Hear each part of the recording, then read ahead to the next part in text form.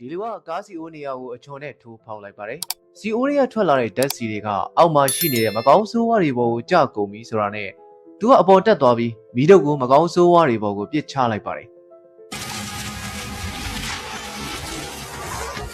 ကြောက်ကဘာဆုံးမှရှိနေတဲ့မကောင်းဆိုးဝါးတွေပေါ်ကိုမီးတွေကျပြီးလောင်ကျွမ်းကုန်ပါတယ်။ဒီနှစ်ယောက်ကမကောင်းဆိုးဝါးတွေအားလုံးကိုအတူနှိမ်နှင်းလိုက်နိုင်ပြီးတဲ့နောက်ဒီကောင်ကြီးတွေထက်တက်မလာနိုင်တော့အောင်ကြိုးကိုဖျက်ချလိုက်ပါတယ်။အဲဒီနောက်သူတို့ရဲ့စခန်းကိုပြန်ရောက်လာပါတယ်။အခုချိန်မှာခဏတာလုံခြုံသွားပြီဆိုပေမဲ့သူတို့နှစ်ယောက်စလုံးဟာကြောက်ဘာကြီးရဲ့လှုပ်ဝက်ချက်ကိုသိသွားကြပါပြီဒီလိုသိသွားပြီဆိုရင်တော့အထက်ကအဖွဲ့အစည်းကသူတို့ကိုအသက်ရှင်ရထွက်သွားဝင်ပေးမှာမဟုတ်ပါဘူးဒါကြောင့်ဒီလူကကြောက်ဘာကြီးတစ်ခုလုံးကိုဖျက်ဆီးပစ်လိုက်ဖို့အတွက်အဆုံးဖြတ်ချက်ချလိုက်ပါတယ်ဒါပေမဲ့သူတို့နှစ်ယောက်ရဲ့လှုပ်ရှားမှုတွေကိုအထက်အဖွဲ့အစည်းကလုံခြုံရေးကင်မရာကနေတစ်ဆင့်မြင်သွားကြပြီဖြစ်ပါတယ်နောက်တစ်နေ့မှာတော့သူတို့နှစ်ယောက်ကြောက်ဘာကြီးကိုဖျက်ဆီးပစ်ဖို့အစီအစဉ်ချနေတော့မှာပဲသူတို့စီကိုရဟတ်ရင်တစီရောက်ရှိလာပါတယ်။ဒါကိုမြင်လာတဲ့သူတို့နှစ်ယောက်လုံးဟာချက်ချင်းပဲထွက်ပြေးကြပြီးတော့သူတို့လွတ်မြောက်ဖို့လမ်းကိုရှာကြပါတယ်။အဖွဲ့အစည်းရဲ့ခေါင်းဆောင်ကတာဝါကိုရောက်လာတဲ့အချိန်မှာတော့သူတို့နှစ်ယောက်ကိုမတွေ့ရတော့ပါဘူး။ဒါကြောင့်ခေါင်းဆောင်ကစွမ်းရည်မြင့်တိုက်ခိုက်ရေးဒရုန်းကိုလွှတ်ပြီးသူတို့နှစ်ယောက်ကိုလိုက်ခိုင်းပါတယ်။ဒရုန်းကအရမ်းမြန်ပြီးစွမ်းဆောင်ရည်မြင့်တာကြောင့်သူတို့ကိုခဏလေးတွင်းမှာပဲအမီလိုက်ပြီးရှာတွေ့သွားပါတယ်။ဒရုန်းကပြစ်လိုက်တဲ့ကြီးတွေကိုရှောင်ရှားရင်းနဲ့ဒီလူဟာ